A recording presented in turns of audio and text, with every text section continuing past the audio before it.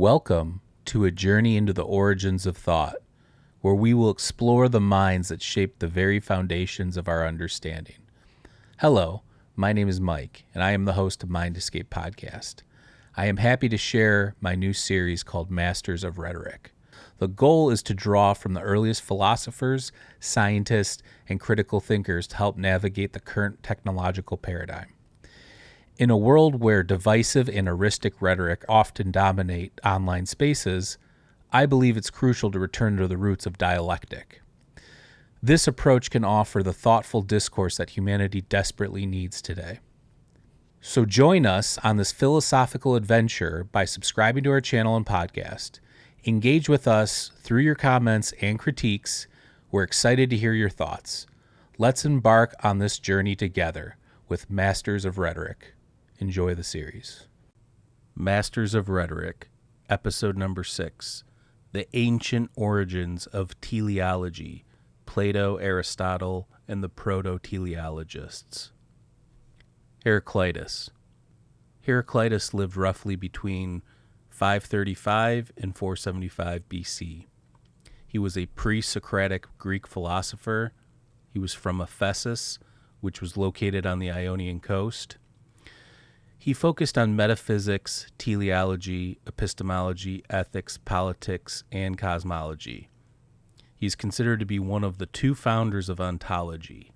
He was a material monist that believed that fire was the arche and believed the essence of the universe is ever-present change. He is most famous for his quote, "No man ever steps in the same river twice."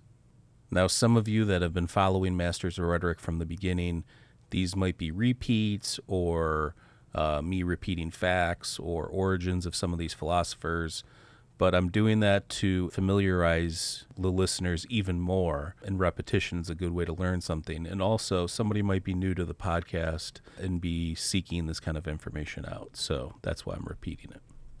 You can fast forward ahead if you are already very well aware of all this stuff. Heraclitus. The role of logos as an implicit teleological principle. Key concept, logos. Heraclitus's logos represented an ordering principle of the cosmos. It is an intelligible but hidden structure that governs all things, ensuring that reality is not chaotic but follows a rational pattern. While Heraclitus never claimed that logos imposes a specific purpose in the Aristotelian sense, it does suggest an inherent rationality in the cosmos, making it functionally teleological. Teleological implication. The universe follows an inherent rational order, logos, which suggests that things do not happen randomly, but according to some deeper principle. While this is not a personal or goal-driven purpose, like a divine craftsman, it does indicate that existence has a structured way of unfolding. Number 2, flux and becoming, a process-oriented teleology. Key concept, panta rhei, everything flows. Heraclitus is famous for his doctrine that everything is in constant change, or flux. No man ever steps in the same river twice, because both the man and the river are always changing. Change is not random. It is lawful and governed by the logos. Teleological implication. If all things change according to a rational order, then change itself has become a form of directionality and not necessarily an ultimate goal, but a structured unfolding. This contrasts with Aristotle's teleology, which sees purpose in terms of fixed ends, but it aligns with process-based teleology, like some modern process philosophies. Number 3, strife, opposites, and cosmic justice as a teleological mechanism. Key concept, war is the father of all things. Heraclitus argued that reality consists of opposing forces, hot, cold, day, night, life, death. These opposites are not chaotic, but are part of a necessary balance. What is in opposition is in harmony, suggesting that even conflict serves a greater order. Related concept, decay or cosmic justice. Justice or decay ensures that opposites interact in a structured way, maintaining balance. It is not a personal divine intervention, but a law-like necessity within reality. Teleological implication. If all things move through opposition, yet maintain balance, then struggle and conflict are not meaningless, but part of a greater structure. This suggests a self-regulating cosmic process, which, while not intentional like Plato's demiurge, functions teleologically by maintaining order through strife. Number 4, fire as a symbol of transformation and purpose. Key concept, fire as the arche, or first principle. Heraclitus saw fire as a fundamental element of reality. Fire represents transformation. It consumes and creates, driving the process of flux. Teleological implication. Fire does not randomly destroy, but transform things according to an inherent law, or logos. This reinforces the idea that change is not chaotic, but serves a function in maintaining cosmic balance. For the next 5 episodes, I will have these tables that will show each philosopher or their position on certain things, whether it be teleology, ontology, epistemology, and how they compare to other philosophers, specifically Plato, Aristotle, and Socrates. Number 5, implications of Heraclitean teleology compared to later philosophers. This is a table, and at the top, if you're listening, I highly recommend checking out the YouTube channel or on Spotify. Both have videos. But at the top, I have feature, and then I have Heraclitus, Plato, and Aristotle. Under Heraclitus, his source of order was logos, impersonal rational principle.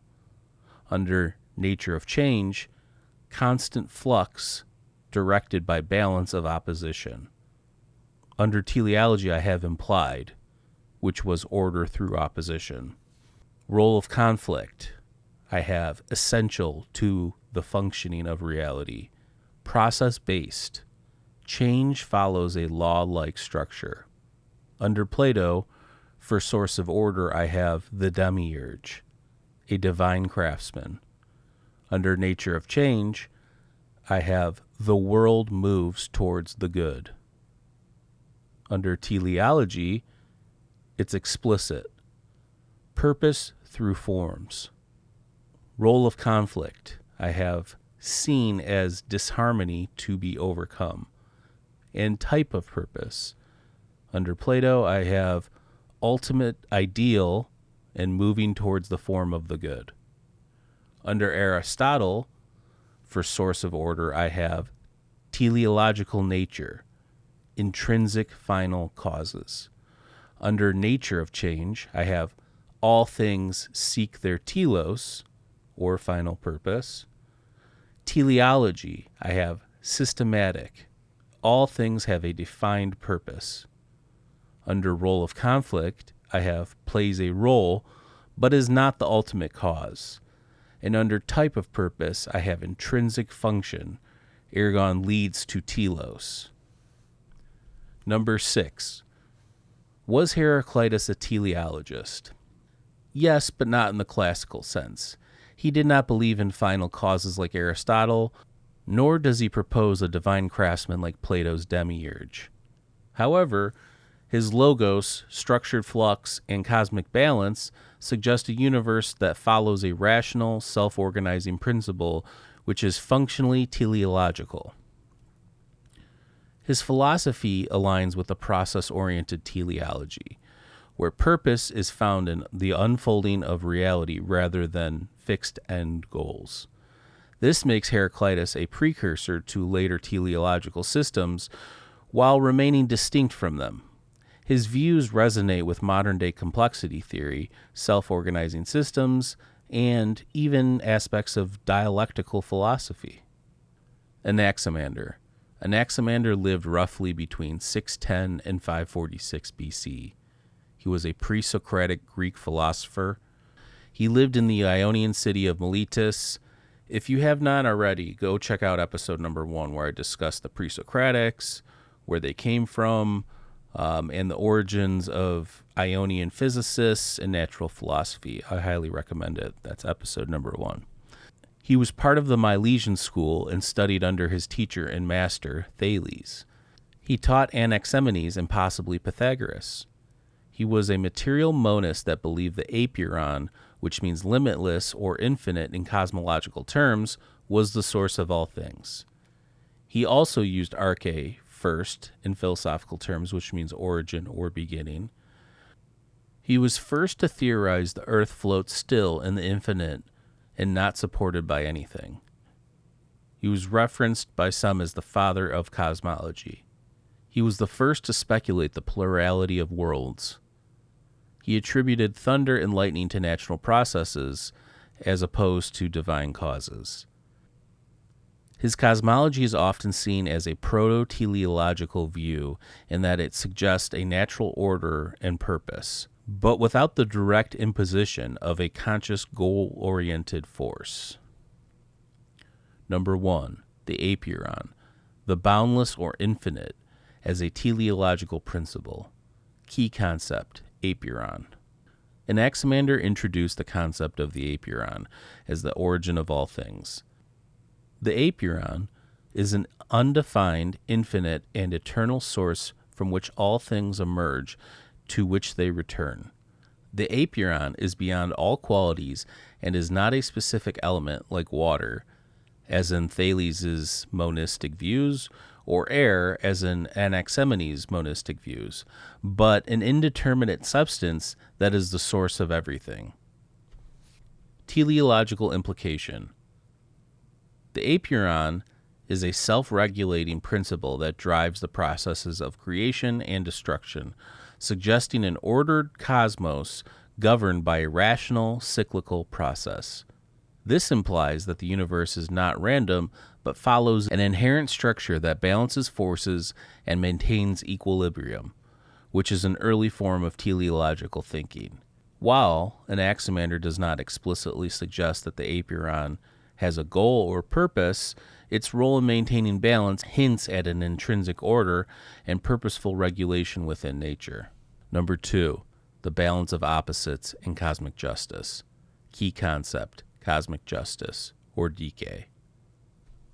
Anaximander believed that the universe operates through a law of compensation between opposites. For instance, hot and cold, wet and dry, life and death. Teleological implication. The idea of balance and compensation suggests the opposites are not chaotic but are part of a larger cosmic order. The balance of opposites is self-regulating, meaning that the universe has an inherent purpose to restore equilibrium. This process could be seen as teleological because the universe is working towards maintaining harmony and balance in a natural, cyclical way. This early notion of cosmic justice suggests that there is purposeful order underlying the functioning of the cosmos. Number 3, the emergence of life and development of organisms. Key concept, origin of life. Anaximander also speculated about the origin of life, suggesting that life arose from moist environments that evolved into more complex forms. He thought that humans originally emerged from fish-like creatures, indicating a gradual process of development. Teleological implication. Although Anaximander does not directly attribute a final cause or specific goal-oriented process to the development of life, his account of evolutionary emergence implies that life has a directional aspect. The process of becoming more complex could be seen as purposeful development, with organisms adapting to the environment in a way that serves their survival.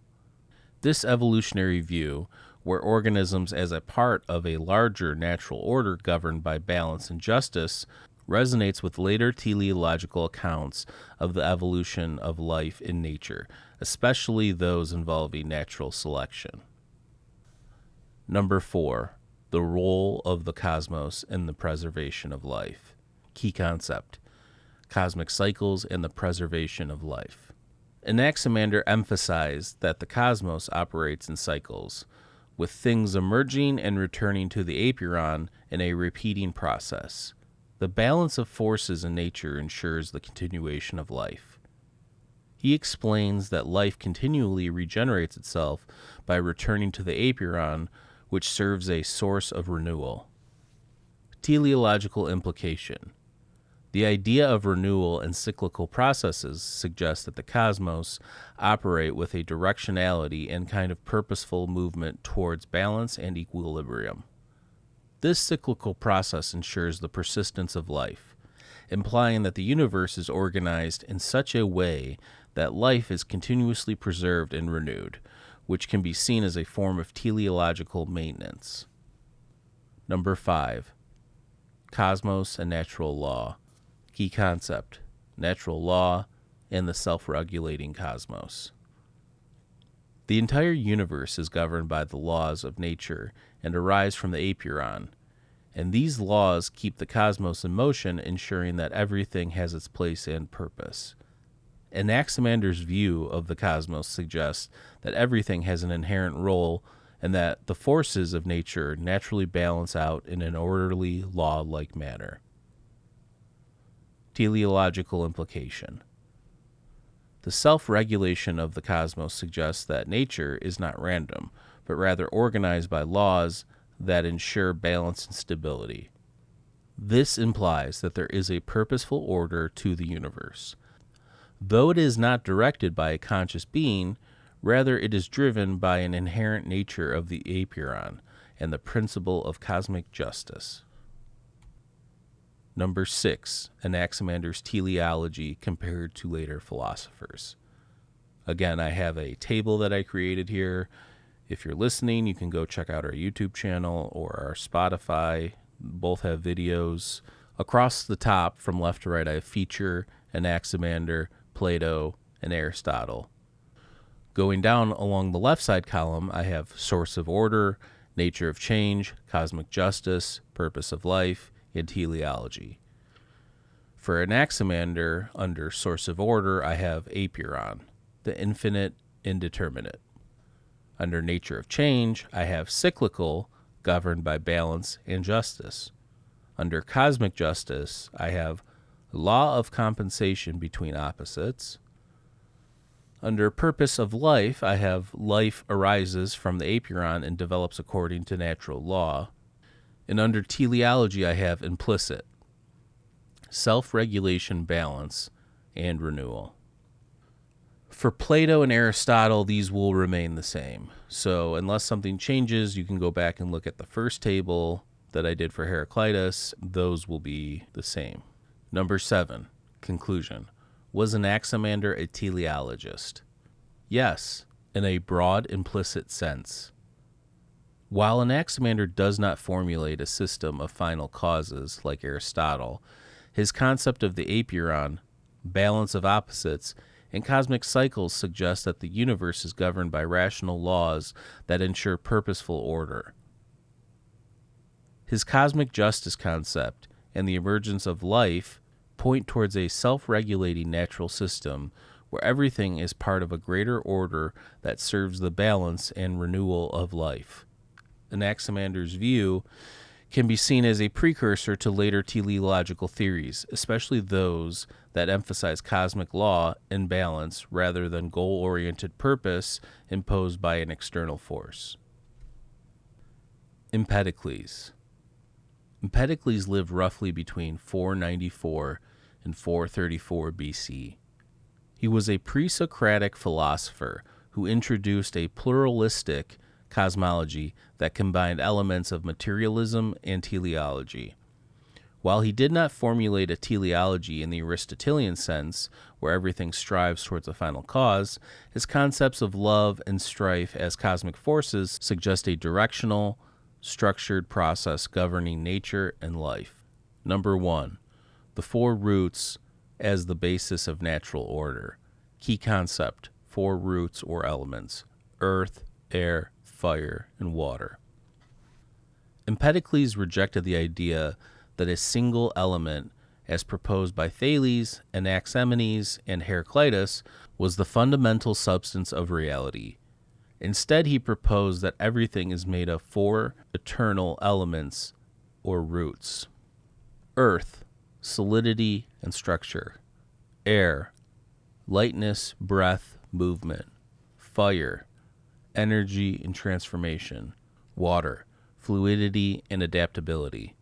These elements combine and separate to create all the things in the cosmos. Teleological implication.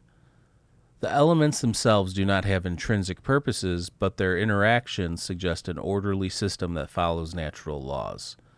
The mixing and separation of elements is not random. It is governed by two opposing forces, love, or philia, and strife, nikos, which direct the process of change in the universe. Number 2, love and strife, the dynamic forces of change. Key concept: love, or philia, and strife, nikos, as cosmic teleological agents. Love, or philia, is the force that unites and brings elements together into harmonious combinations. Strife, or nikos, is the force that separates and causes dissolution and fragmentation.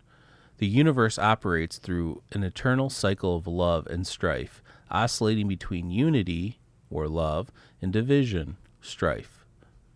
Teleological implication. The presence of directional forces in the cosmos, love seeks unity, strife seeks separation, suggests a purposeful structure to natural change. Even though strife is destructive, it is not purely chaotic. It is a necessary part of cyclical cosmic process, ensuring renewal. This is a proto-teleological view. The cosmos is not random, but follows a patterned, law-like cycle that maintains balance. Number 3, the evolution of life and biological teleology.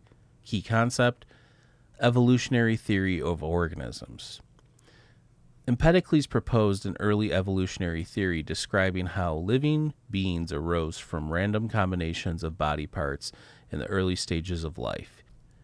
He believed that at first, random creatures were formed, some with human heads and animal bodies, others with multiple limbs, etc.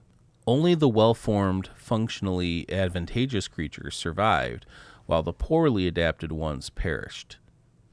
Teleological implication. This anticipates Darwinian natural selection, as it suggests that only the fittest organisms persist, while others die off. However, unlike Aristotle, who sees purpose as intrinsic to each organism, Empedocles does not claim that life consciously aims towards a goal. Rather, love and strife direct the process, determining which combinations survive. A proto-evolutionary teleology and natural laws shape life towards functional existence. Number 4, the eternal cosmic cycle, a process-oriented teleology. Key concept: the cyclical universe. The universe undergoes repeated cycles in which love gradually brings everything into perfect unity, followed by strife, dissolving it into fragmentation. There is no ultimate final goal. Instead, the process is what maintains cosmic order. These cycles are predictable and law-governed, implying an underlying teleological framework even without a final cause. Teleological implication. The universe is self-organizing and follows a structured rhythm, which gives it a directional pattern even without an ultimate purpose. This suggests a process-based teleology rather than the things aiming at a final goal. They participate in an ongoing cosmic rhythm governed by love and strife. It anticipates process philosophy, where process emerges through natural change, rather than being imposed from outside. Number 5, Empedocles' cosmic justice and moral implications. Key concept: purification and the role of the soul. Empedocles integrated moral and spiritual teleology into his philosophy. He believed that souls are trapped in a cycle of reincarnation due to past wrongdoings. The goal of the soul is to purify itself through successive reincarnations, ultimately returning to divine unity. Teleological implication. While physical nature follows cycles of love and strife, souls have an ethical telos to purify and reunite with the divine. This is a personal teleology, where the human soul has a defined purpose that aligns with cosmic harmony. Moral purification serves as a final purpose, making this aspect of Empedocles' thought strongly teleological, like later Platonic ideas of the soul striving towards the good. Number 6. Empedocles' teleology compared to later philosophers. Across the top, I have feature, Empedocles, Plato, and Aristotle, and on the left hand, in descending order, I have source of order, nature of change, purpose of life, teleology, role of conflict, and ethical dimension. For Empedocles, under source of order, I have love and strife, cosmic forces. Under nature of change, I have cyclical and law-like. Purpose of life, I have functionality emerges through natural selection. Under teleology, I have implicit, process-based, cyclical, and self-regulating. Under role of conflict, I have essential to the cosmic cycle. And under ethical dimension, I have the soul purifies itself through reincarnation. Number 7, conclusion. Was Empedocles a teleologist? Yes, but in a unique way. His love and strife are directional forces that shaped reality in a structured, cyclical manner, which suggests an underlying order to the cosmos. His evolutionary theory implies that organisms develop based on natural processes, which anticipates teleological aspects of Darwinian evolution. His moral and spiritual teleology is explicit. He believed the soul has a defined purpose to achieve purification and return to divine unity. Unlike Plato and Aristotle, Empedocles' teleology was process-based. Instead of seeking a single telos, the universe is engaged in an ongoing rhythmic balance. This makes Empedocles a bridge between mechanistic and teleological thought, influencing later Platonism and Aristotelianism, and even evolutionary theory. Anaxagoras. Anaxagoras lived roughly between 500 and 428 BC. He is a pivotal figure in pre-Socratic philosophy because he introduces the concept of nous, or mind, as the ordering principle of the cosmos. Number 1. The infinite seeds in material explanation. Key concept: the infinite seeds. Anaxagoras rejected the idea that the cosmos is made of a single substance, as Thales, Anaximenes, and Heraclitus suggested. Instead, he proposed that everything consists of an infinite number of tiny, indivisible particles called seeds. Each seed contains a portion of every possible type of matter, meaning that all things contain all substances in different proportions. Example: a human being contains elements of bone, flesh, and hair, but these elements exist in all things in different proportions. Teleological implication. Anaxagoras' seed theory is mechanistic rather than explicitly teleological. It explains how things form rather than why they form in a purposeful way. However, the next major concept, nous, or mind, adds an explicit teleological element to his material process. Number 2, nous, or mind, as the ordering principle. Key concept, nous, the cosmic intelligence. Anaxagoras argued that while seeds form the material world, they do not organize themselves randomly. Instead, nous, or mind, is responsible for initiating motion and arranging all things. Nous is infinite. It is not bound by space or time. Autonomous. It is separate from the material world. Rational and intelligent. It imposes order onto chaos. Initiator of motion. It sets everything into motion, leading to the separation and organization of the cosmos. Teleological implication. This is the most teleological aspect of Anaxagoras' philosophy. It suggests that the universe is not random, but directed by an intelligent principle. However, Anaxagoras does not go as far as Plato's demiurge or Aristotle's final causes. Nous sets things in motion but does not continuously intervene, meaning that it is a first cause, not an ongoing teleological guide.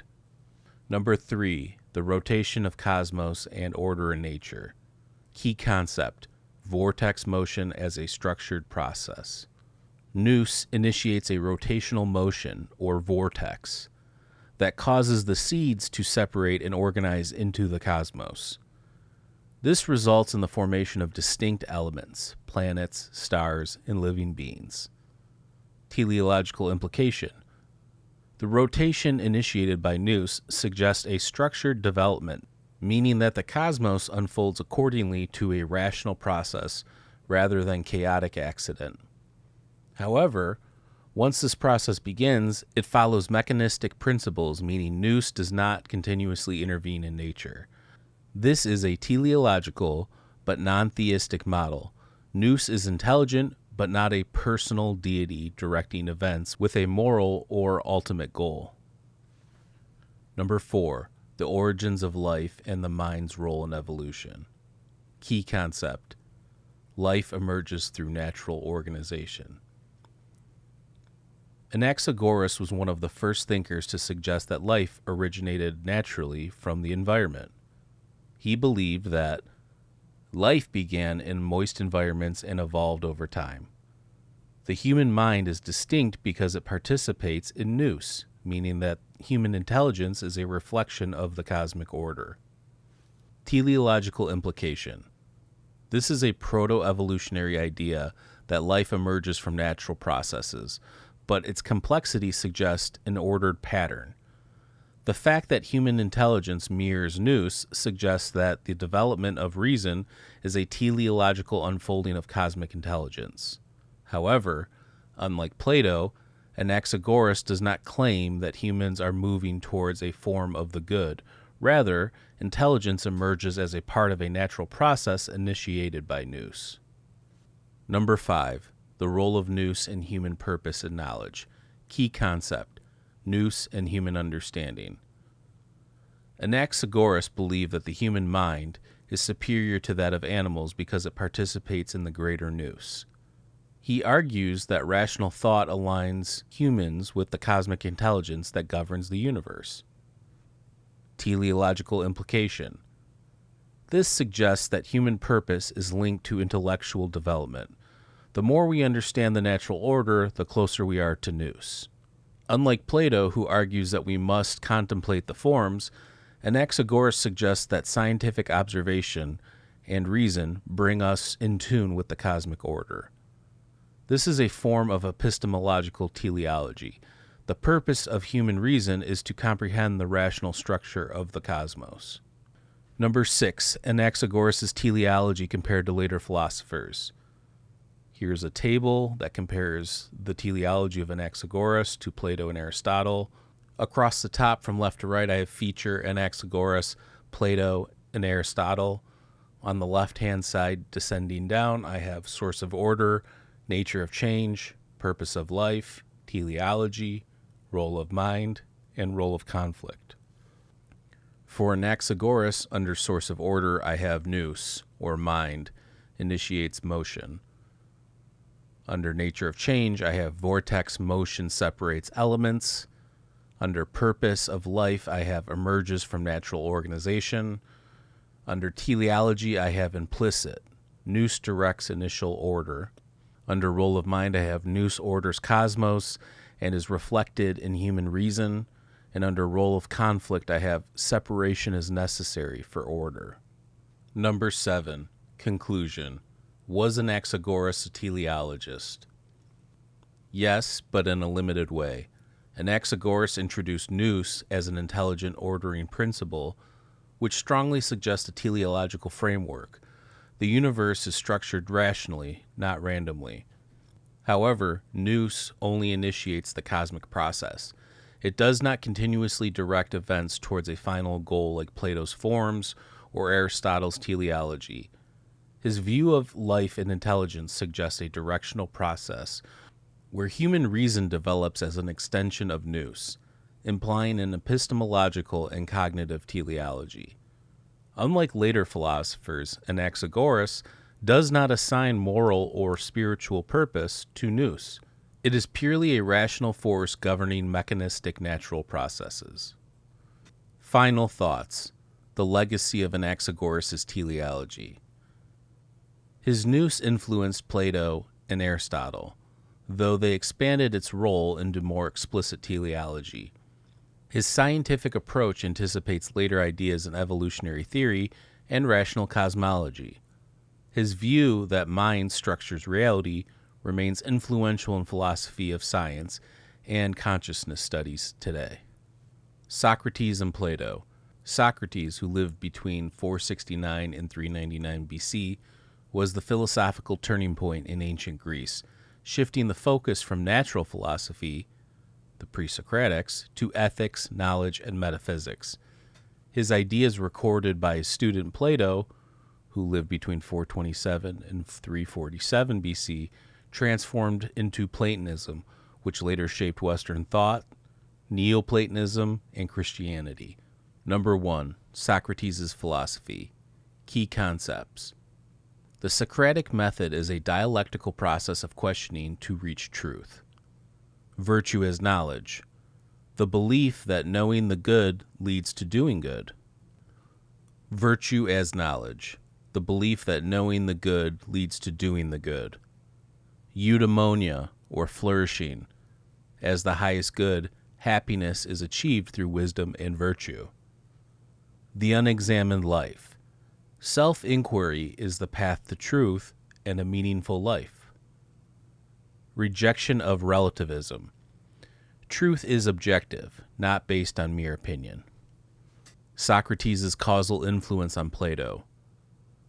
Socratic ethics led to Plato's theory of the good. Socrates' belief in moral absolutes evolved into Plato's form of the good. The Socratic method influenced Plato's dialogues, which led to Plato preserving and expanding Socratic questioning into his dialectical philosophy. Virtue as knowledge led to Plato's theory of forms. Socrates argued that virtue was universal, leading Plato to believe that all knowledge derives from universal immaterial forms. Socrates' rejection of relativism led to Plato's rationalism. Socrates' challenge to the sophists helped Plato develop a structured metaphysical and epistemological system. Number 2. Plato's philosophy. Key concept. Theory of forms. The belief that non-material forms, or ideas, represent the highest, most fundamental reality. The form of the good, the ultimate reality giving meaning to all existence.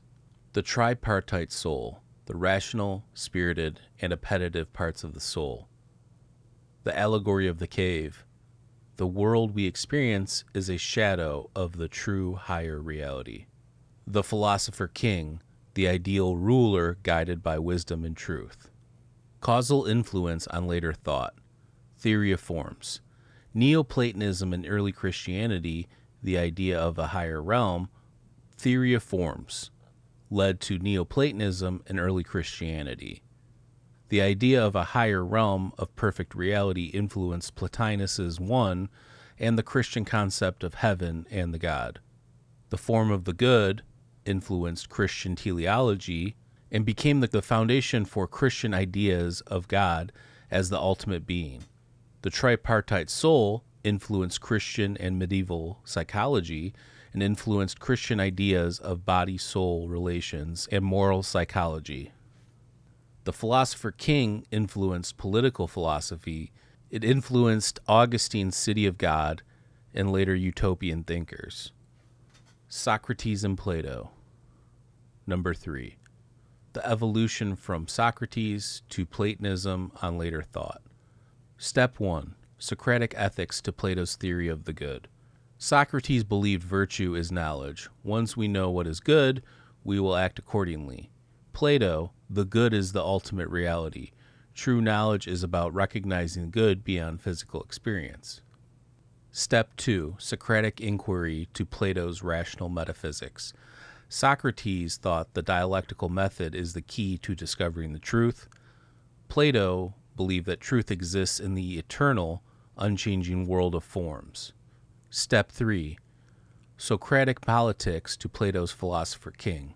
Socrates believed ethical knowledge should guide life, but he left no systematic political theory. Plato believed only those who grasped the forms should rule, leading to his vision of an ideal, just state. Step number 4. Plato's ideas lead to Neoplatonism and Christianity. Plato's metaphysics influenced later religious mysticism. Plato's ethics shaped early Christian thought. Plato's idea of an ultimate God becomes God in Christian theology. Number 4, timeline of the evolution from Socrates to Plato on later thought. This is another table. At the top, from left to right, I have time period, philosophical development, and impact on later thought. And on the left-hand side, descending down, I have 469 to 399 BC, 427 to 347 BC, 1st century BC to 3rd century CE, 3rd century CE, and 4th to 5th century CE. For the time period of 469 to 399 BC, under philosophical development, I have Socrates teaches virtue, knowledge, and ethics through dialogue. To the right, in the next column, under impact on later thought, I have lays the foundation for Plato's metaphysics and epistemology. Going down, I have 427 to 347 BC. Under philosophical development, I have Plato systemizes Socratic philosophy, introduces the theory of forms, and then under impact on later thought, I have shapes rationalist traditions, Neoplatonism, and Christian theology. Going down, under 1st century BC to 3rd century BC, under philosophical development, I have Middle Platonism blends Plato's metaphysics with theology.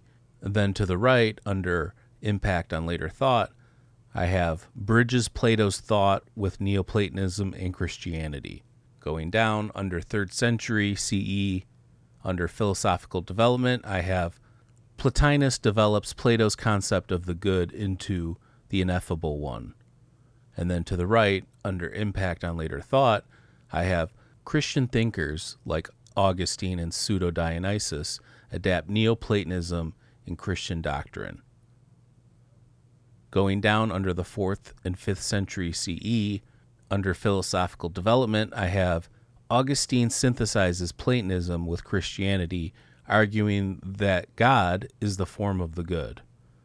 To the right, under impact on later thought, I have Christian theology adopts a Platonic metaphysical framework. Number 5, how Socratic and Platonic thought led to early Christianity. I have 2 columns here. On the left, I have Socratic/Platonic idea, and on the right, I have Christian adaptation. So for the first one, I have, under Socratic and Platonic idea, I have the form of the good, the highest reality, the ultimate source of truth. And then to the right, under its Christian adaptation, I have God as the ultimate being in Christian theology. On the left, under Socratic and Platonic idea, I have the soul's journey to the forms. The soul must transcend the material world to gain true knowledge. To the right, under Christian adaptation, I have the Christian idea of salvation and heaven as the ultimate truth beyond this world. On the left, I have the allegory of the cave. The material world is a shadow of a higher reality. Then to the right, under Christian adaptation, I have Christian eschatology. The world is temporary. The divine is the true reality. Next, to the left, I have moral and political philosophy. The ideal ruler is one who knows the truth. To the right, under its Christian adaptation, I have Augustine's City of God. The divine order is superior to earthly governance. Then finally, under Socratic and Platonic idea, I have the immortality of the soul. The soul exists beyond physical death. To the right, under its Christian adaptation, I have the Christian belief is the eternal soul and resurrection. Number 6, conclusion. The causal link from Socrates to Christianity. Number 1, Socrates laid the foundation. His ethical inquiries led Plato to develop a structured philosophy of reality, truth, and virtue. Number 2, Plato expanded these ideas into a full metaphysical system. His theory of forms and form of the good, and the immortal soul deeply influenced later religious thought. Middle Platonism, 1st century BC to 3rd century CE, acted as the bridge. Philo's concept of the Logos and other Platonic theologians prepared the way for Christian adaptations. Number 4, Neoplatonism transformed Plato's good into the one, Plotinus' 3rd century idea, a mystical, transcendent being that heavily influenced Christian theology and mysticism. Number 5, Augustine synthesized Plato and Christianity. He argued that Christian doctrine is the fulfillment of Platonic philosophy. Thus, Christian theology absorbed and transformed Socratic and Platonic ideas into its core doctrines, especially regarding the nature of God, the soul, and the afterlife. Final thoughts, the lasting impact of Socrates and Plato on Christianity. Christian theology retains the Platonic view of a transcendent good God. The Christian soul's ascent to heaven mirrors Plato's mystical ascent to the forms. The structure of Christian metaphysics, God, heaven, salvation, is heavily Platonic. Ethically, Christian virtue is deeply influenced by Socratic and Platonic moral realism. Socrates' search for the truth, Plato's theory of forms, and their shared belief in the transcendent knowledge that shaped Western philosophy and Christianity in fundamental ways. Aristotle. Aristotle is the philosopher most responsible for formalizing teleology into a systematic framework. His concept of final causes, or telos, provides a structured explanation of why things exist and develop the way they do. Unlike Plato, who saw purpose in abstract forms, Aristotle sees teleology as intrinsic to nature. Things in the world have built-in purpose that drive their development and function. Number 1, the four causes, the foundation of Aristotelian teleology. Key concept, the four causes as a teleological framework. Aristotle argued that to fully understand anything, one must examine four types of causes. Number 1, material cause. What is it made of? The physical substance something is made of. Example, a statue is made of marble. Number 2, efficient cause. What made it? The agent or process that brings something into being. Example, a sculptor chisels a statue from marble. Formal cause. What is its structure or essence? The design, blueprint, or essential characteristics of a thing. Example, the statue has a certain shape, proportion, and artistic style. Number 4, final cause. What is its purpose or goal? The ultimate reason for its existence. What it is for. Example, the statue exists to commemorate a historical figure. Teleological implication. Aristotle emphasized the final cause as the most important. Things exist to develop and fulfill a natural purpose. Unlike Plato, who sees teleology in the forms, Aristotle sees it inherent in nature itself. Number 2, the concept of telos, purpose in nature. Key concept, telos, the final goal or function. Everything in nature has a built-in purpose, or telos. The goal of an acorn is to grow into an oak tree. The goal of a heart is to pump blood. The goal of a human being is to achieve eudaimonia, or flourishing. Teleological implication. This is a biological, functional teleology. Natural things develop toward their proper function, not randomly. This anticipates later ideas in evolutionary biology, though Aristotle wrongly believed that organisms strive towards perfection rather than adapting to their environments. Number 3, the unmoved mover, the ultimate teleological principle. Key concept, the unmoved mover, or prime mover, as a final cause of the universe. Aristotle argued that the cosmos itself must have a final cause.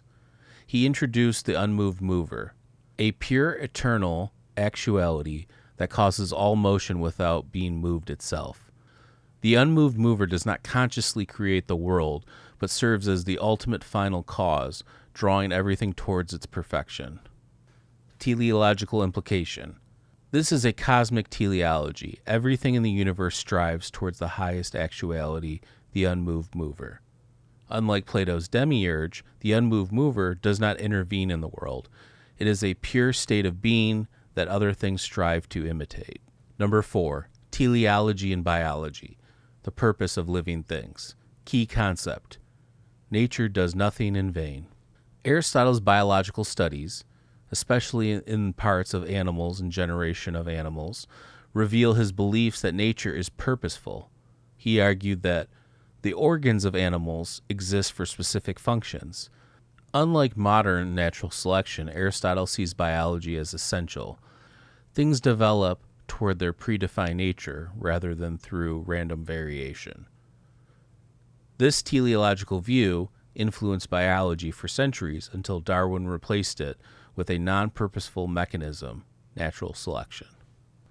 Number 5, teleology and ethics, the human good, or eudaimonia. Key concept: eudaimonia, human flourishing as the ultimate telos.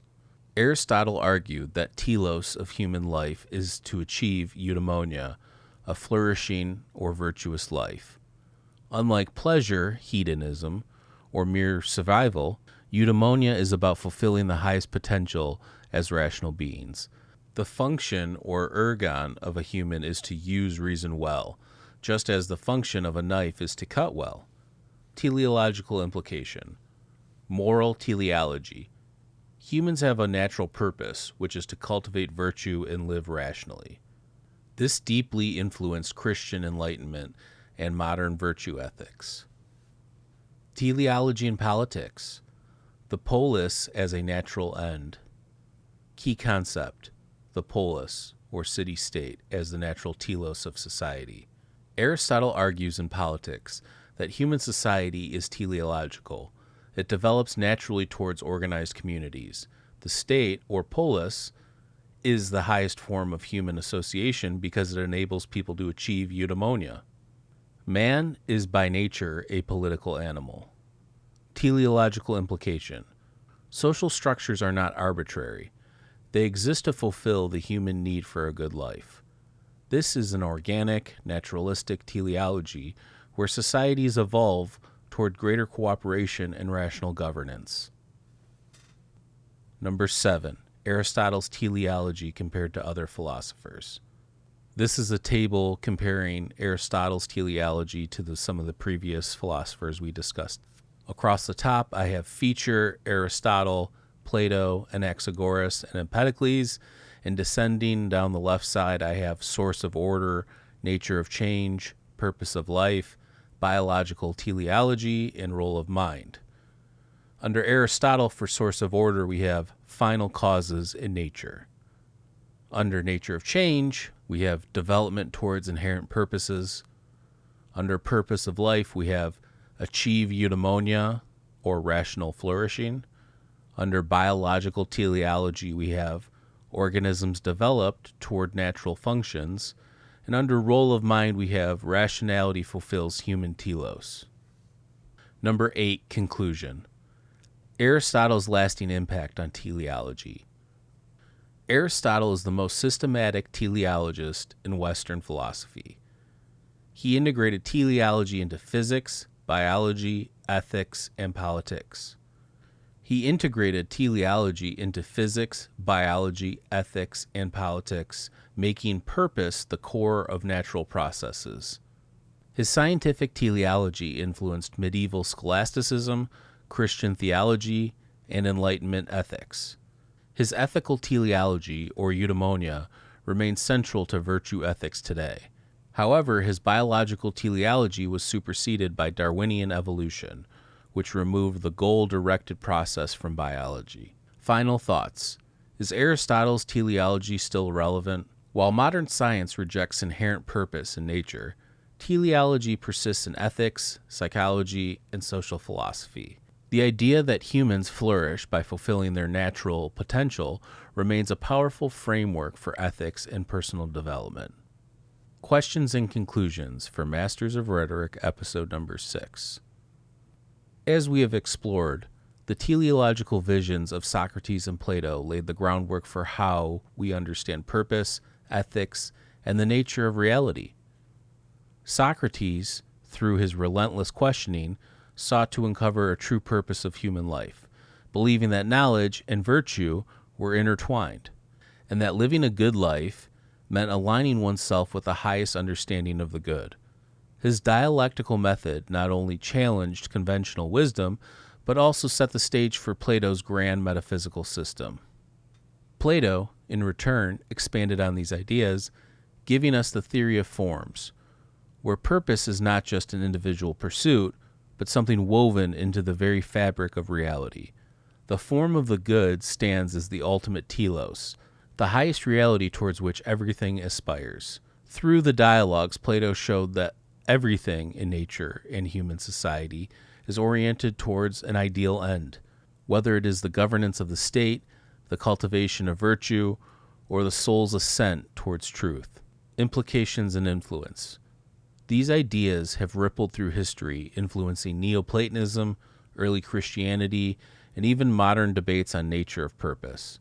Aristotle took Plato's teleology and grounded it in biology and natural science, while Christian theologians transformed it into a divine plan guiding all of existence. Even today, we see echoes of these discussions in philosophy, psychology, and science, from discussions on human flourishing or eudaimonia to whether the universe has an inherent purpose. As we close on this episode, I leave you with some questions to reflect on. Number 1. Does the universe inherently have a purpose, or is purpose something we impose on it?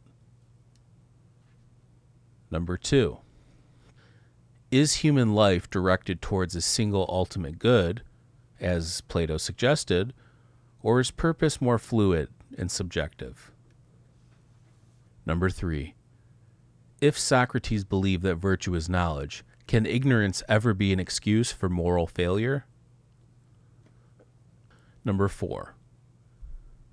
How does Plato's idea of the soul's ascent towards the good compare with modern ideas of self-improvement and enlightenment? Number 5. In what ways do modern science and philosophy challenge or uphold Plato's teleological vision? Masters of Rhetoric, episode number 7. The Ancient Origins of Epistemology, from the Proto-Epistemologists to Aristotle. Here is a map for reference. On the right, you have the arrow pointing to Miletus, which is in Western Turkey or Asia Minor. This is where Ionian physics was born, some of the earliest natural philosophers. You can go back to our first episode on the pre-socratics. I go through the birthplace and origins of a lot of the early philosophers of ancient Greece and the Mediterranean. You have Miletus on the right, which was the birthplace of the Milesian school. And then working our way to the left, there you have Athens. And even more left, we have Croton, which is where Pythagoras had his ascetic number magic cult. And even further to the left, we have Elea, which is where the Eleatic school was born. The reason why I like this map for reference is it shows you how spread out the Greek Empire was, along with these ideas in this time period. The proto-epistemologists, laying the groundwork for knowledge. The pre-Socratics were not epistemologists in the modern sense, but their attempts to explain reality without mythology mark the shift from mythos to logos, and the beginning of rational inquiry. This shift was essential to the birth of epistemology, as they question what exists, how we know it, and what we can trust. Thales of Miletus, the first known Western philosopher. The Milesians, from myth to matter. Thales of Miletus lived roughly between 624 and 546 BC. Thales was the first to seek natural explanations for the cosmos. He claimed water is the fundamental arche or principle. He introduced the idea that the world is intelligible and governed by principles, not gods. Epistemic significance. His natural philosophy marks the start of naturalistic explanations and observational reasoning, belief that the universe has an order that can be known. Anaximander. Anaximander lived roughly between 610 and 546 BC. Anaximander proposed the apeiron, the indefinite infinite, as the source of all things. Anaximander suggested cosmic balance as an early form of natural law. He made the first map. He also offered rational explanations for celestial phenomena. Epistemic significance. Anaximander shifted focus from substance to underlying principles, early abstract reasoning, and an intellectual move towards first principles. Anaximenes. Anaximenes lived roughly between 586 and 526 BC. Anaximenes argued air was the arche. He used processes, condensation and rarefaction, to explain change. Anaximenes saw qualitative change was a result of qualitative processes. Epistemic significance. Anaximenes introduced mechanistic thinking, change as measurable, not mysterious. This anticipates scientific explanation. Heraclitus. Heraclitus was known as the philosopher of change. Heraclitus of Ephesus lived roughly between 535 and 475 BC. He's famous for everything flows, all is in flux. He introduced logos as the rational principle that governs change. He rejected sensory certainty. Truth is found in underlying structure, not appearances. Epistemic significance. Heraclitus introduced the idea that rational structure, or logos, exists behind changing phenomena. He had early recognition of cognitive dissonance between appearance and reality. Parmenides. Being and the denial of change. Parmenides of Elea lived roughly between 515 and 450 BC. Parmenides is famous for being is, not being is not, and denied the reality of change. Parmenides argued that reason alone cannot lead to truth. The senses deceive. Parmenides is also known for saying truth is eternal, unchanging, and singular. Epistemic significance. Parmenides is the first true rationalist. He placed absolute trust in reason over experience, setting the stage for Plato. Zeno of Elea. Zeno of Elea lived roughly between 490 and 430 BC. Zeno is most famous for his paradoxes. An example is Achilles and the tortoise, which he created to show that motion is logically impossible. He challenged sensory-based reasoning and defended his teacher Parmenides. Epistemic significance. Zeno demonstrated that logic can contradict perception, prefigures the problem of epistemic justification. How do we know which source to trust? Empedocles. Pluralists and early empiricists. Empedocles lived roughly between 495 and 435 BC. He proposed four elements: earth, air, fire, and water, and two forces, love and strife. He speculated that perception occurs when like elements from objects enter our sense organs. Epistemic significance. Empedocles links sense perception to physical causality, one of the first naturalistic theories of sensation.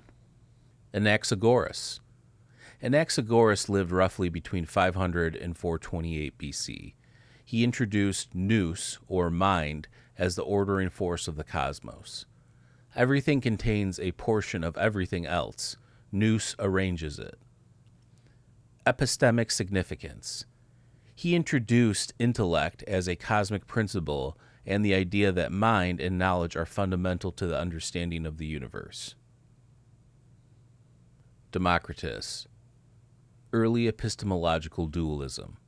Democritus lived roughly between 460 and 370 BC. He developed atomism. All reality is atoms and void, according to Democritus. Democritus theorized two routes for knowledge: legitimate knowledge, which is through reason, and bastard knowledge, which is through the senses. Epistemic significance. Democritus was first to propose an explicit epistemological dualism, reason versus sense perception. His skeptical leanings prefigure later empiricist versus rationalist debates. Here I created a table. Across the top from left to right, I have thinker, key contribution, and epistemic shift. Descending on the left-hand side, I have Thales, Anaximander, Heraclitus, Parmenides, Zeno, Empedocles, Anaxagoras, and Democritus, and Democritus. The key contribution I have for Thales is natural explanations. To the right, under epistemic shift, under Thales, I have from mythos to logos. For key contribution for Anaximander, I have apeiron, balance, and abstraction. And then moving to the right, under epistemic shift, I have early metaphysical speculation. For key contribution for Heraclitus, I have logos and flux. Moving to the right, under epistemic shift, for Heraclitus, I have reality is intelligible but always changing. Key contribution for Parmenides, being is and reason over senses.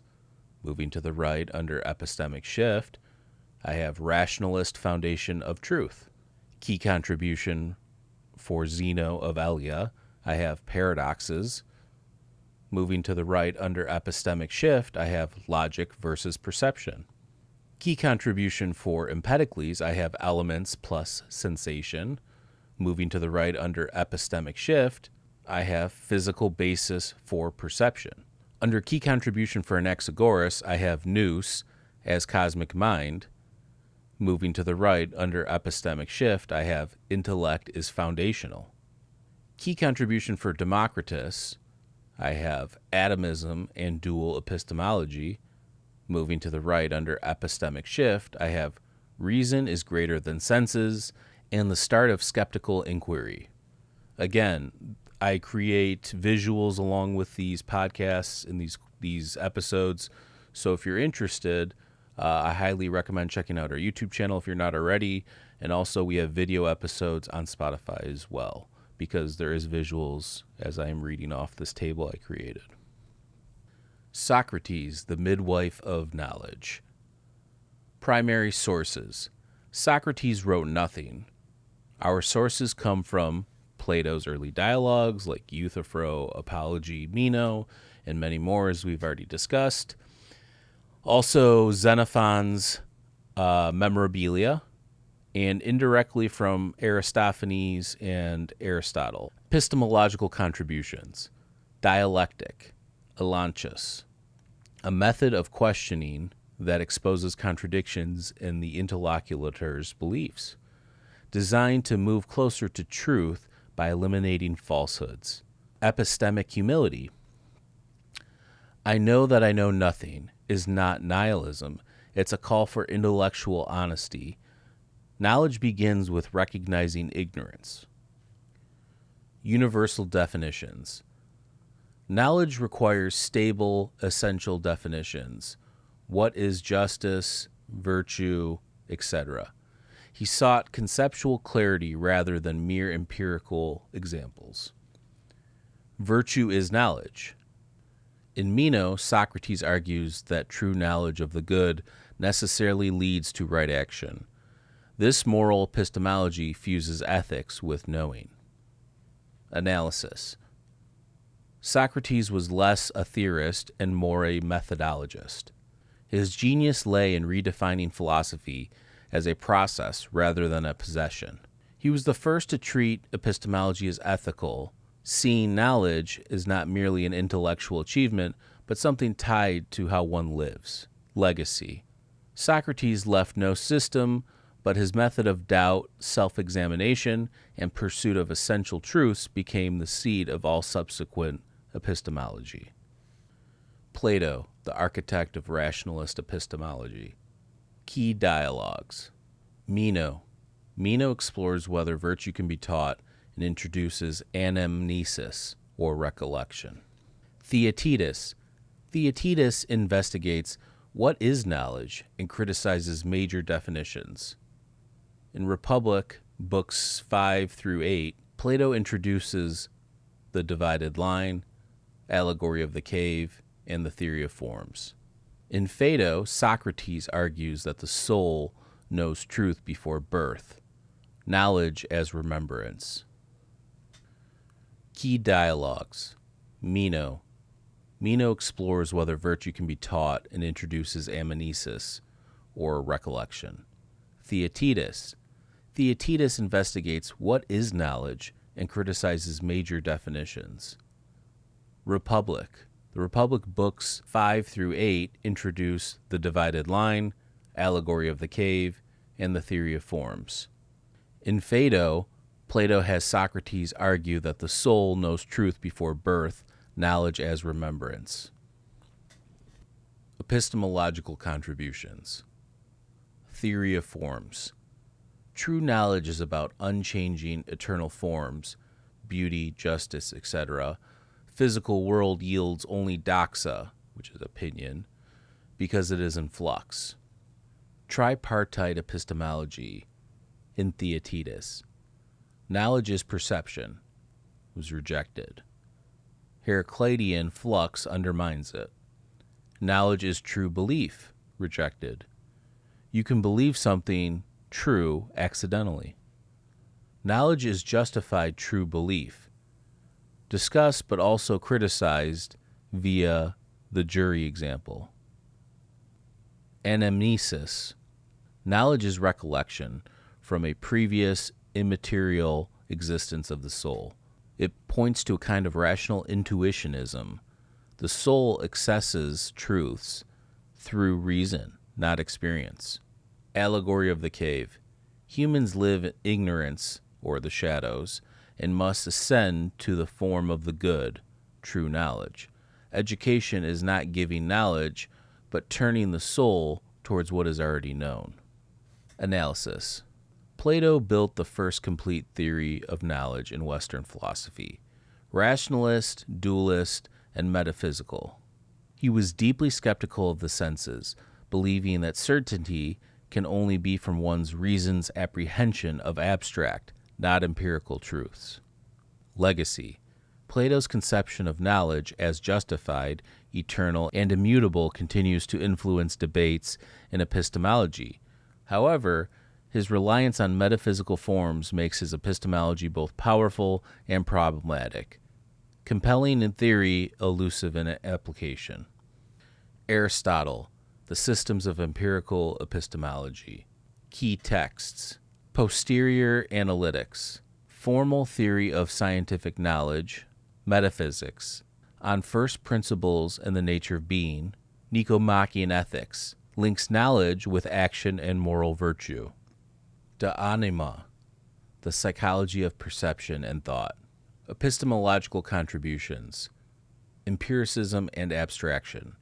All knowledge begins with sense perception. The mind abstracts universals from particular experiences. Induction and deduction. Induction. From repeated observations, we grasp universal truths. Deduction. Sigillism. Reasoning from universals to particulars. Demonstrative knowledge, based on true primary premises or axioms known intuitively. Types of knowledge. Episteme, scientific, demonstrable knowledge. Techne, craft knowledge. Phronesis, practical wisdom. Nous, intuitive intellect, grasp of first principles. Causal knowledge. To know something is to know its causes, material, formal, efficient, and final. Epistemology is inseparable from explanatory depth. Analysis. Aristotle shifted epistemology from metaphysical dualism to scientific realism. His insistence that knowledge arises from structured experience, not pure reason, makes him the father of scientific epistemology. His Posterior Analytics is arguably the first treatise on scientific method. Legacy. Aristotle's epistemology grounds science, logic, and empirical investigation. Unlike Plato's idealism, Aristotle's approach is operational. It tells us how to know in the real world. Here I have a table I created. Again, please check out the video episodes of this podcast. At the top, from the left to the right, I have philosopher, method, source of knowledge, key concepts, legacy. And then descending on the left-hand side, I have Socrates, Plato, and Aristotle. Under method, for Socrates, I have dialectic. For Plato, I have rationalism. And for Aristotle, I have empiricism plus logic. Source of knowledge. Under Socrates, I have self-inquiry and reason. Under Plato, I have forms, reason, and recollection. Under source of knowledge for Aristotle, I have perception plus reason. Under key concepts, for Socrates, I have allantius, ignorance, and virtue equals knowledge. For Plato, I have episteme versus doxa, cave plus forms. Under Aristotle, I have induction, demonstration, and four causes. Under legacy, for Socrates, I have method over system. For Plato, I have first full epistemology, and for Aristotle, I have scientific epistemology. Questions and conclusions for Masters of Rhetoric, episode number 7, The Ancient Origins of Epistemology, from Proto-Epistemologists to Aristotle. Question 1. How did the pre-Socratic turn from mythos to logos and set the stage for epistemology as a distinct philosophical pursuit? Number 2. Is Socrates' claim that I know nothing a rejection of knowledge or a deeper kind of epistemic awareness? Number 3. In what ways does Plato's distinction between doxa, opinion, and episteme, knowledge, still influence how we define and evaluate truth today? Number 4. Can Aristotle's emphasis on sense perception and demonstration be reconciled with Plato's rationalism, or are they fundamentally at odds? Number 5. To what extent are our modern notions of justified belief and scientific reasoning still grounded in ancient Greek assumptions about knowledge? Masters of Rhetoric, episode number 8, The Ancient Origins of Ontology, from the pre-Socratics to Aristotle. Here's a map for reference depicting the hotspot locations of the philosophers, starting with the pre-Socratics and working our way to Aristotle. Thales of Miletus, the first known Western philosopher. Thales claimed everything is water. This was the first attempt at substance monism. All of reality is reducible to a single stuff. Ontological significance. Thales introduced the idea that there is a fundamental being underlining appearances. Anaximander. Anaximander introduced the apeiron, the indefinite and boundless, as a source of all being. He rejected any tangible substance as the ultimate cause. Ontological significance. Anaximander proposed a non-empirical, abstract origin of being. First major ontological abstraction beyond observable matter. Anaximenes. Anaximenes claimed that air is the arche. Change is due to rarefaction and condensation. Early process ontology. Being can take on multiple forms while remaining in one essence. Ontological significance. Anaximenes introduced modal gradations of being, a primitive forerunner to later process metaphysics. Heraclitus, the philosopher of change.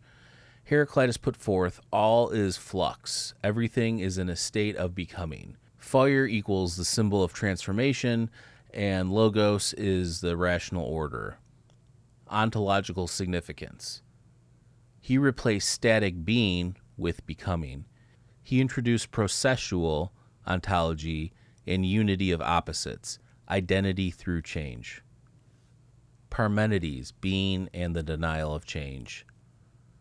Parmenides said being is and not being is not. He denied change, multiplicity, and becoming. True being is unchanging, eternal, and the one. Ontological significance. Parmenides came up with the first systematic ontology. Parmenides established pure being as the object of reason. Parmenides was anti-empirical. Being is grasped by reason alone. Zeno of Elea. Zeno defended Parmenides with paradoxes that deny the coherence of motion, change, and plurality. Ontological significance. Zeno challenged common sense realism. He also reinforced the claim that being is logically prior to appearance. Empedocles, pluralists and early empiricists. Empedocles believed that being consists of 4 eternal elements, plus 2 forces, love and strife. Change equals rearrangement, not generation or destruction. Ontological significance. Empedocles combined pluralism and eternalism, multiple fundamental substances, but no real coming into being. Anaxagoras. Anaxagoras introduced nous, or mind, as an ordering force in the cosmos.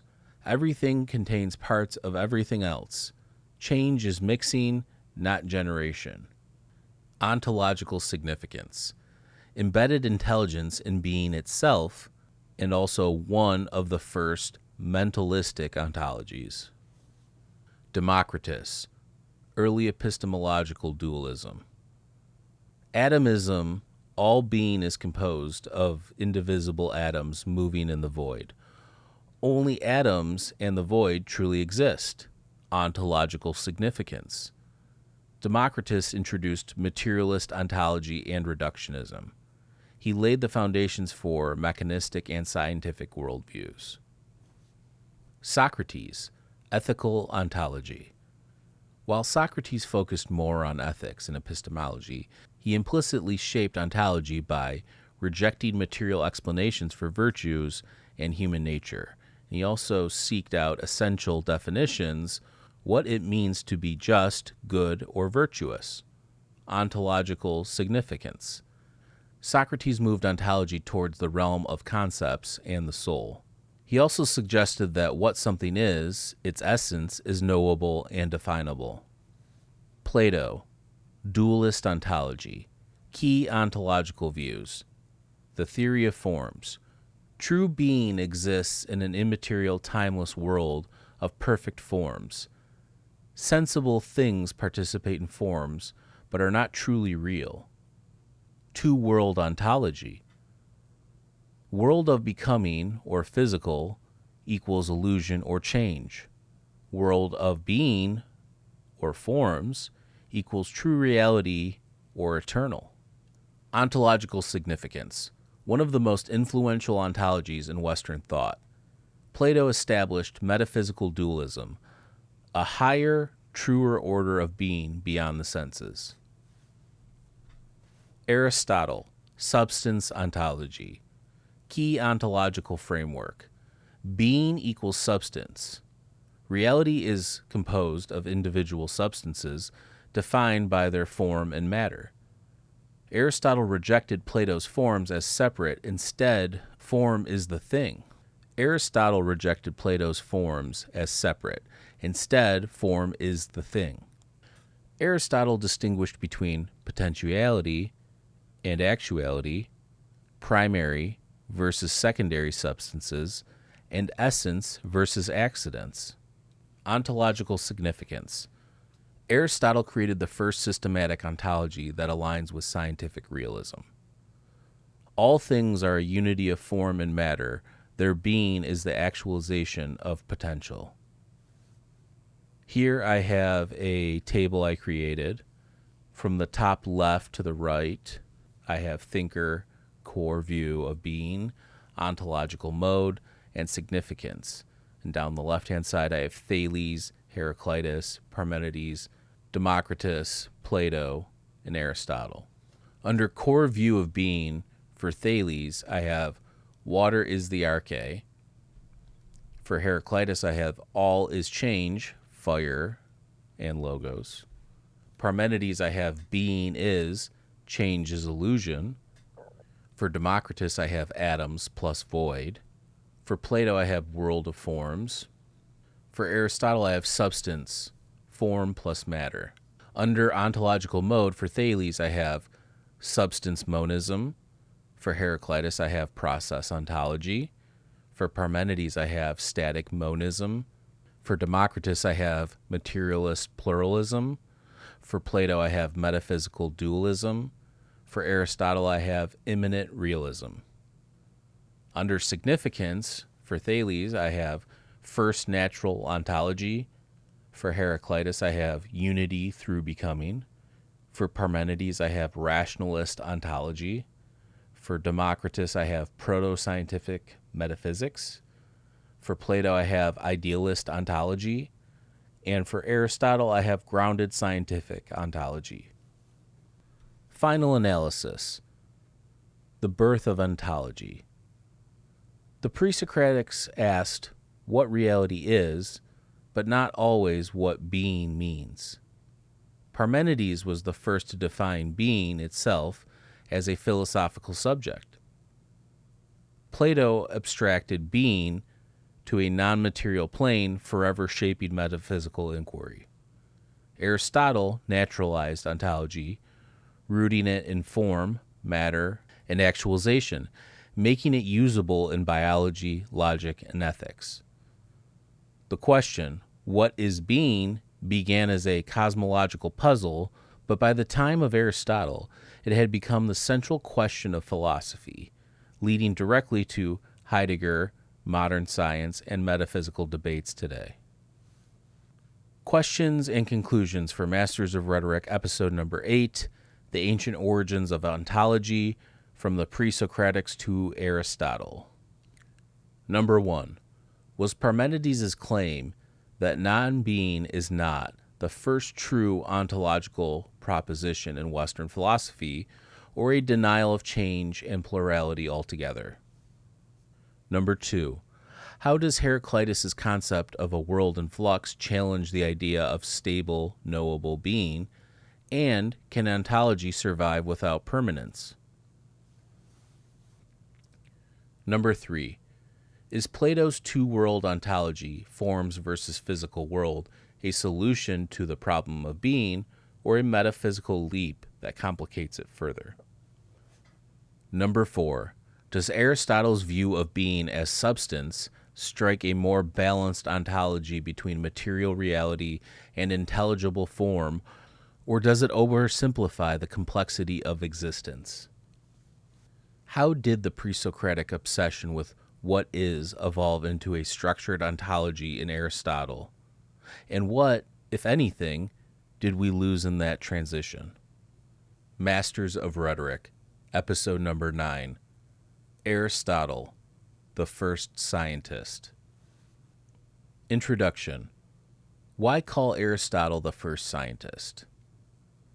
While the term scientist didn't exist until the 19th century, Aristotle developed the first systematic method of empirical investigation, created a framework for categorizing knowledge, treated observation, classification, and causality as central to understanding nature. He influenced scientific thinking for over 2,000 years, from medieval natural philosophy to Renaissance biology and Enlightenment empiricism. Here is a table I created highlighting Aristotle's core scientific texts. At the top from left to right, I have text, focus, and scientific contribution. Descending on the left-hand side, I have posterior analytics, physics, on the heavens, meteorology, history of animals, parts of animals, generation of animals, and on the soul or de anima. Under focus, for posterior analytics, I have logic and epistemology. Under focus for physics, I have natural world. Under focus for on the heavens, I have astronomy and cosmology. Under focus for meteorology, I have weather and elements. Under focus for history of animals, I have biology. Under focus for parts of animals and generation of animals, I have anatomy and reproduction. And under focus on the soul, I have psychology and perception. Under scientific contribution for posterior analytics, I have demonstrative science, deductive reasoning, and first principles. For physics, I have change, motion, time, and the four causes. On the heavens, I have geocentric universe, circular celestial motion. Under meteorology, I have water cycle and basic meteorological phenomena. Under history of animals, I have empirical classification of animals. Under parts of animals, I have comparative anatomy and embryology. And on the soul, I have sense organs, cognition, and soul-body relation. Aristotle's scientific method. Empiricism plus abstraction. Aristotle believed knowledge begins with the senses. He observed nature closely, marine life, and he studied in Lesbos. He insisted that science abstracts universal truths from particular cases. In induction, he repeated observations which led to generalizations. Example, studying multiple animals led to him to conclude that all have organs serving specific functions. Deduction, logical structure from general led to specific. Model for specific demonstration. Major premise, or universal truth. Minor premise, case-specific observation. And conclusion, scientific explanation. Here is a table I created of the four causes, a system of explanation used across all sciences. From left to right, I have cause, definition, and example. Descending down the left-hand side, I have material, formal, efficient, and final, the four causes. Under definition, for material, I have what it's made of. For definition for formal, I have its shape or essence. Under definition for efficient, I have the producer. Definition for final, I have its purpose. Under example for material, I have bronze of a statue. An example for formal is statue's design. An example for efficient is the sculptor. An example for final is honor the gods. Biology and zoology. Aristotle conducted direct observations and dissections, especially in marine animals. He classified animals by genus and species, predating Linnaean taxonomy. Aristotle differentiated between blooded, or vertebrates, and bloodless, invertebrates, modes of reproduction, locomotion, and habitat.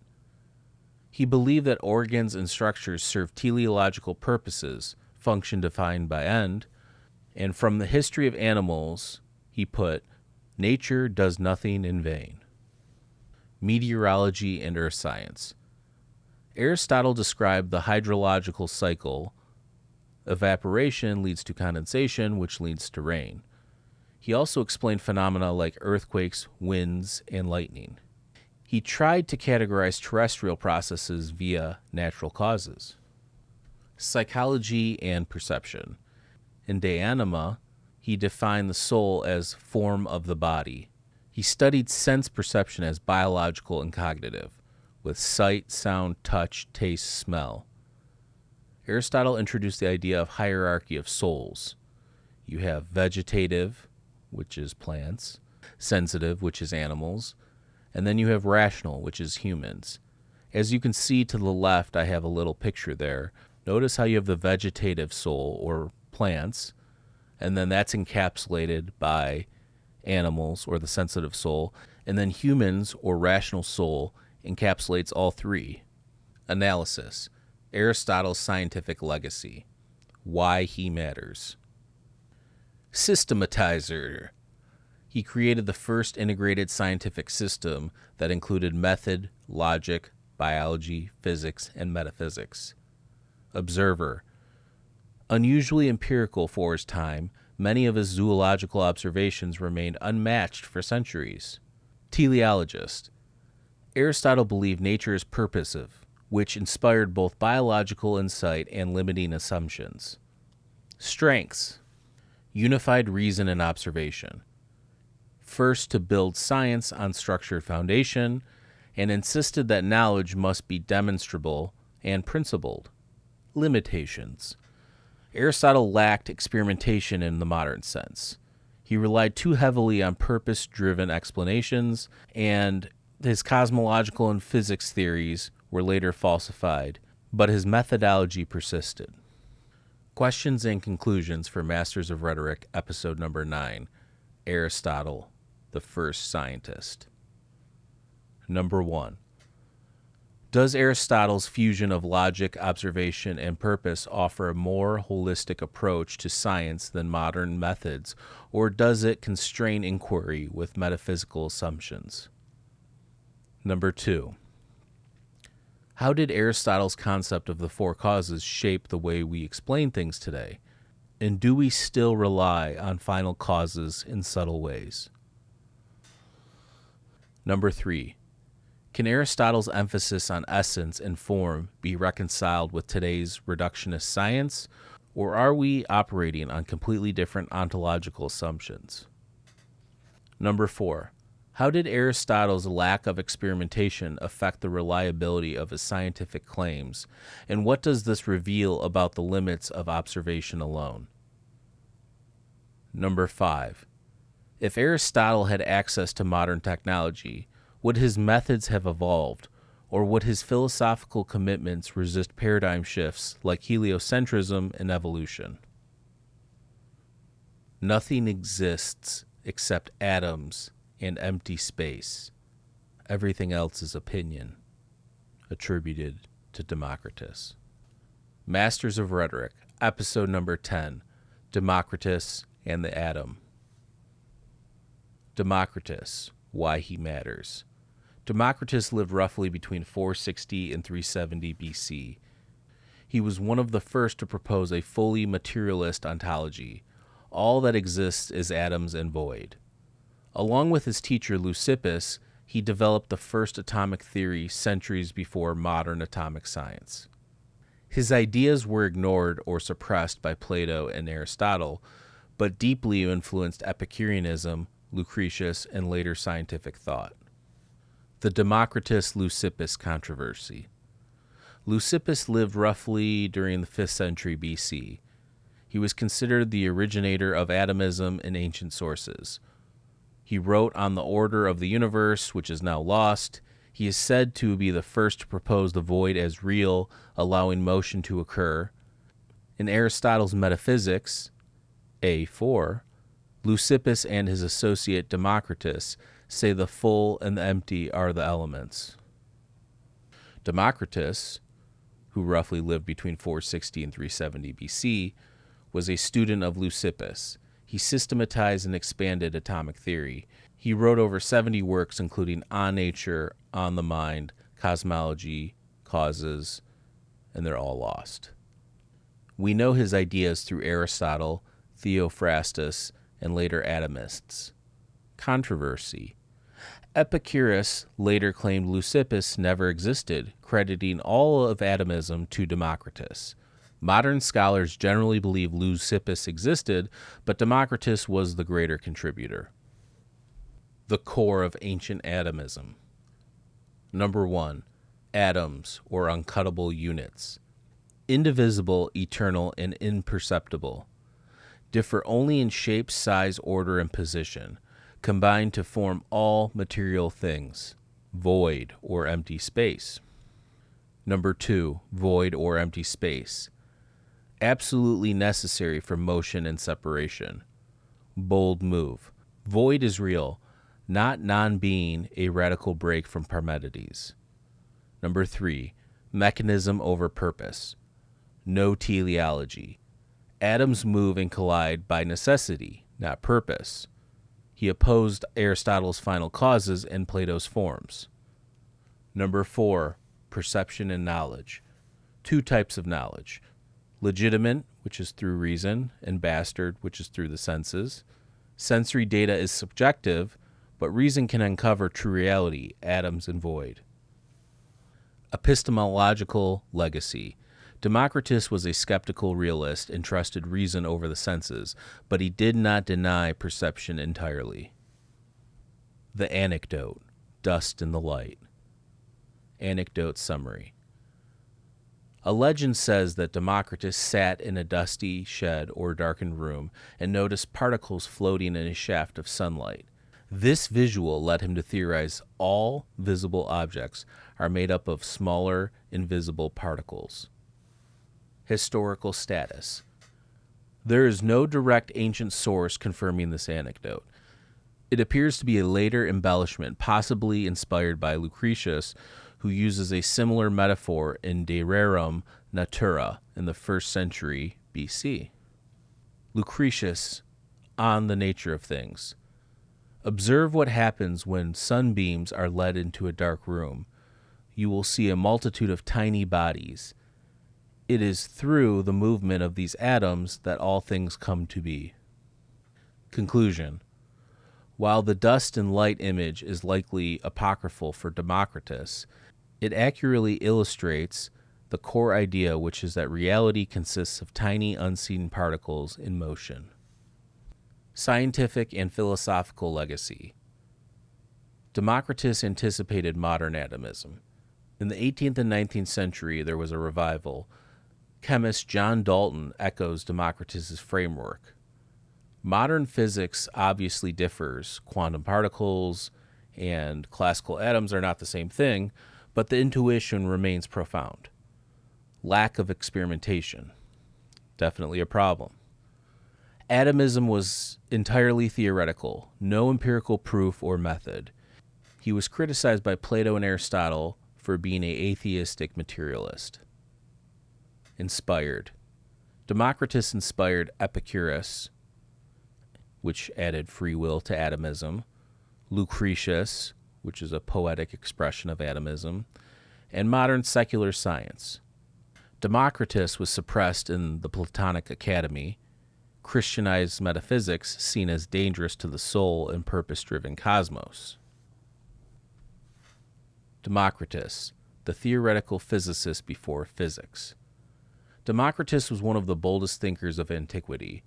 While Plato gazed at forms and Aristotle structured the world by purpose, Democritus saw reality as raw, chaotic, and an impersonal cosmos of colliding, swirling matter. Strengths. Democritus created the first fully mechanistic metaphysics.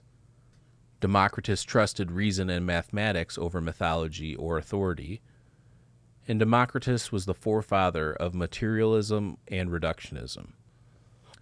Limitations. Democritus had no experimentation or tools to validate his claims.